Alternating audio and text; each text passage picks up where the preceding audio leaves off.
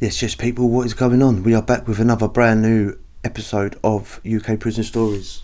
Brought to you, as always, by your host with the most, Carlos Aldredos.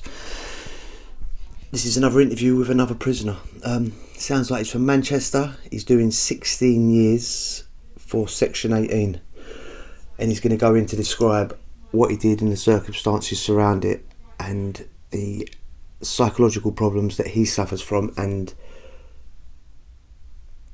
the fallout from that, the injuries which he's inflicted to himself. I just want to say at the beginning of this, I don't condone this man's behaviour, I don't condone this man's beliefs.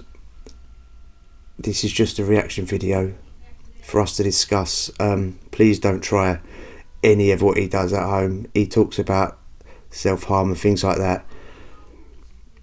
Totally wrong. If anybody's ever feeling like that, they should get help. They shouldn't do what this guy did. But there's a lot of these guys out there. There's a lot of guys out there that need help that don't get the help, and this is what happens. Let's crack on. Lad, is your mum on smack? No man. She must be, bro, because I texted last night, that shit what she put on that thing isn't even fucking fish. Can't do that, bro.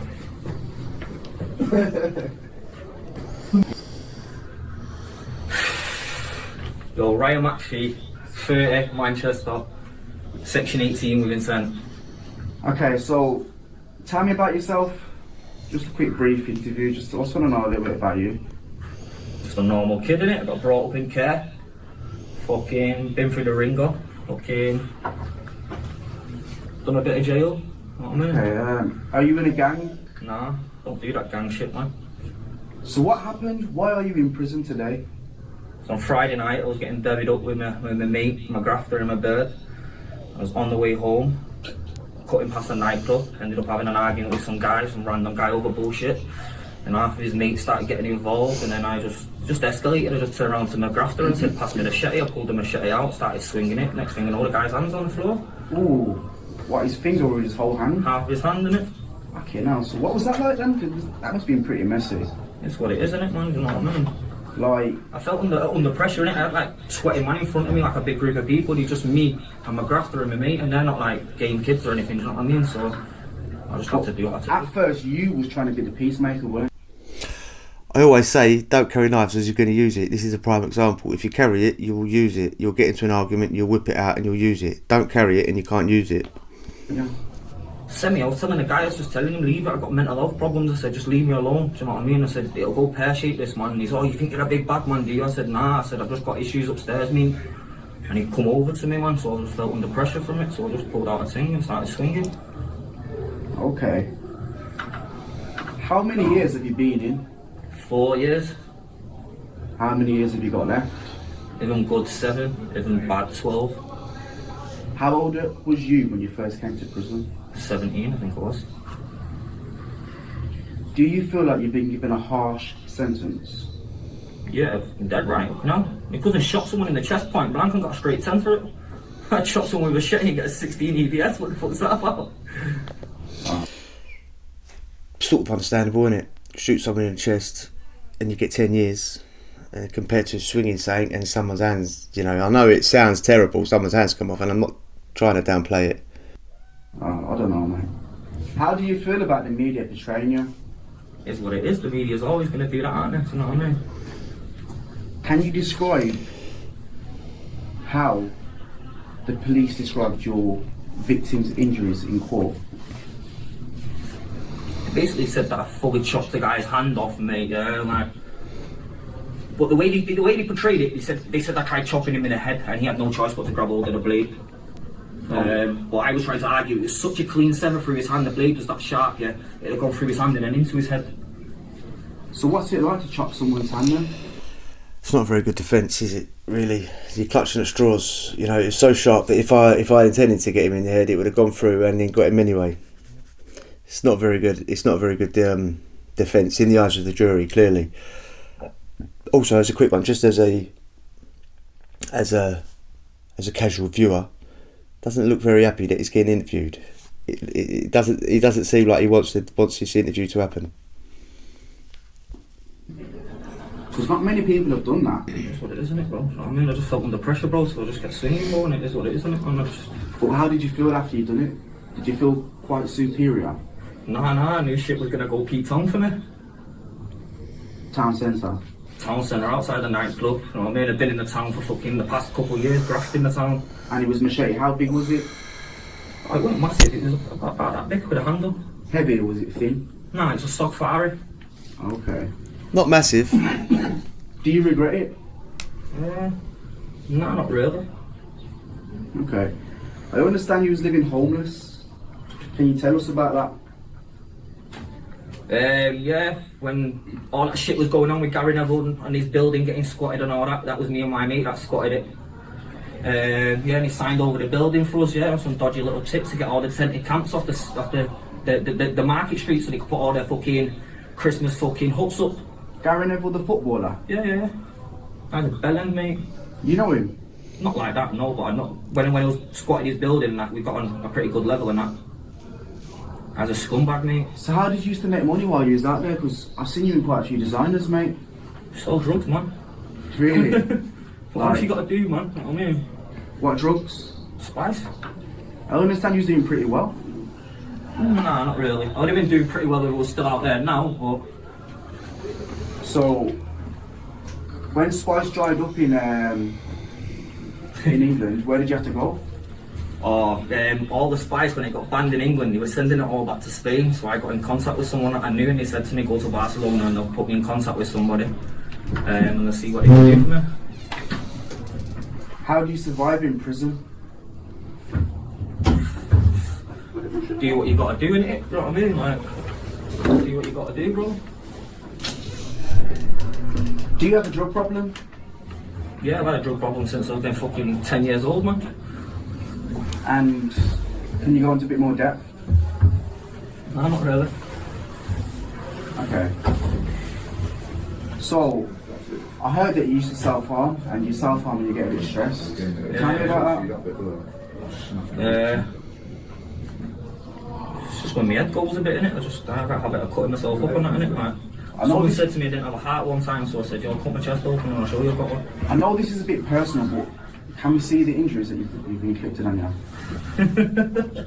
Fucking... Can we get a close-up, mate?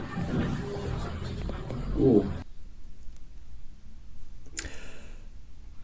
If you're going through mental health problems, go and see a doctor. It's as simple as that, isn't it? This is never the way forward, is it? This is never a solution. No matter what the quick fix feels like. I've never done it. I've never been in that sort of situation. But seek help if you're. It's easier said than done when you're behind a door. But go and see someone. Don't do that. Wait there. Slow it down, mate. Get a bit closer. Left to right. Looks quite painful. It's what it is, man. After you've done it a couple of times, you get used to it, man. You know what I mean? So after you self-harm, how do you feel after? You feel like, oh my god. I feel like see when you get a car tyre, yeah, and it's about to pop, burst. That's how I feel, yeah, before I cut up, and then when I cut up, it kind of just... Okay. So how do you overcome obstacles and stress? Fuck knows at the minute. Get high. How did you know the victim? I didn't know him. He was just some random guy. If you could say something to your victim right now, what would it be? Should have thought he was a bad man, should you, mate? Look at you now, you fucking dickhead, mate. You can't have a wank no more, can you? You can't button your t-shirt up, mate, can you? You know what I mean? You know? You're milking it on that video in court, weren't you, mate? You know what I mean? That victim impact statement and all that, mate. Full of it, you know what I mean? Fucking hell, mate. You have to get a prosthetic hand to have a wank with now, do you know what I mean? You fucking bellend. And do you know what, yeah? If I knew you was going to stitch me up the way you did, yeah, I wouldn't have just chopped your hand and got off rapid, bro, and I'd fucking chop you to pieces, mate. And then gone, yo, it is what it is, my head went, you know what I mean?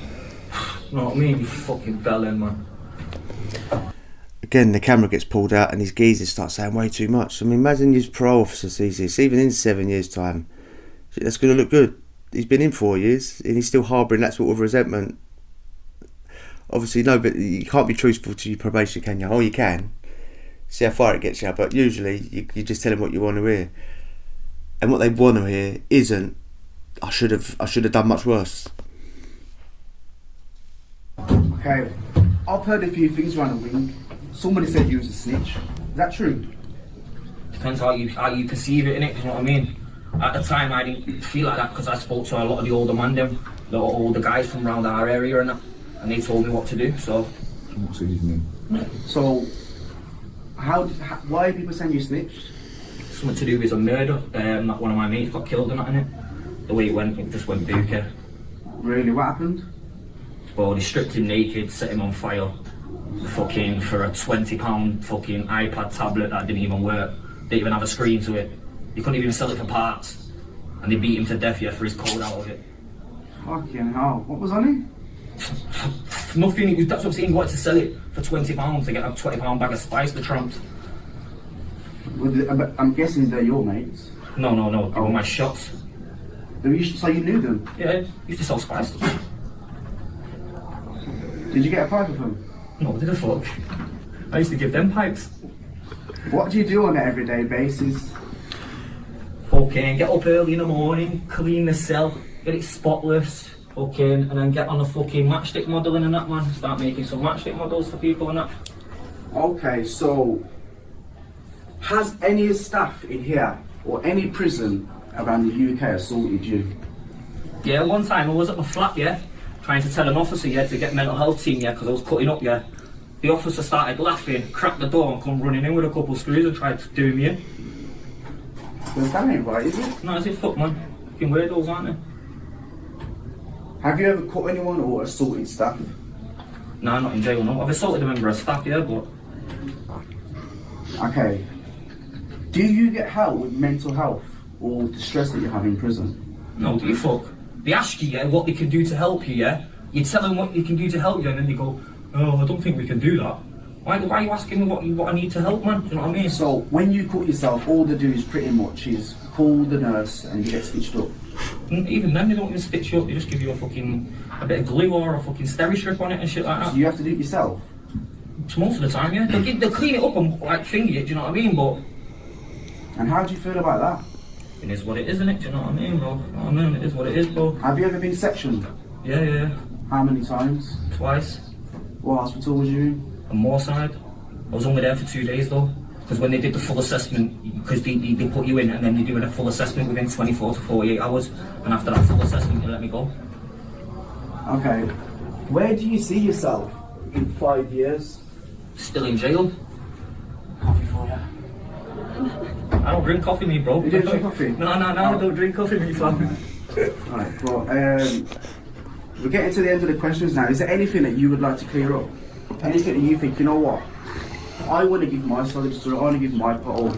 If he would have listened to me on roadside, yeah, this guy wouldn't have been chopped, yeah, because a year leading up to this incident, I was taking myself to A&A teams, the A&E raid teams, begging him for help, telling him I'm losing it, I'm going off key, asking him to section me, and they were telling me, no, we'll deal with you in the community, and I kept telling him, no, I pay someone to carry a machete wherever I go. I'm losing it, this, and that. We'll manage you in the community. I'm telling my probation officer the exact same thing. We'll manage you in the community. But then as soon as this offence happens, and the worst of the worst, you should have fucking listened to me at the start of it, yeah? This poor guy wouldn't have lost his hand, yeah? I won't be sat here doing a fucking 16 EDFX. You know what I mean? It is what it is, isn't it? You know what I mean, bro? It made me bad, yeah, and I'm lying it, do you know what I mean, bro? It is what it is, man. You know what, well... I just learn from my mistakes, innit? Well, Mithy, thank you for your time. It's been a pleasure. No worries, mind you.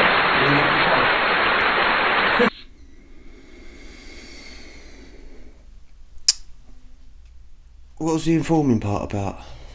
Anyone out there know this guy? It can't be full on certified that he is, because I doubt these guys would have been interviewing him civilly. Sad story though, isn't it? Not the only guy out there in jail that are like that is suffering like that, and it goes without saying that he's caused suffering to other people. The geezer that's missing an hand probably would attest to that.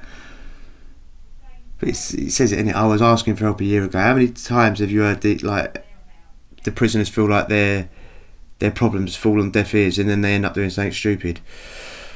If you enjoyed that, hit subscribe and we'll chat again.